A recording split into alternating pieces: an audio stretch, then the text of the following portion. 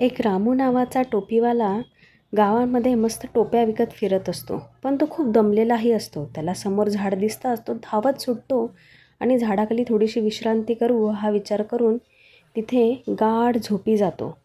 थोड्याच वेळात त्याला खूप गाढ झोप लागते. पण झाडावर माकडं असतात.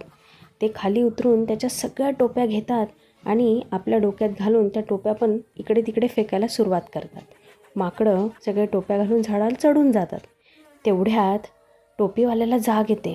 तो बघतो की सगळ्या टोप्या माकडांनी घातल्या आहे आणि त्याची पेटीसुद्धा पूर्ण रिकामी आहे.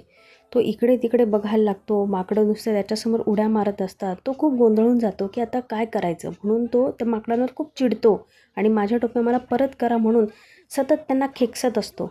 पण माकडंही त्याला खेकसायला लागतात.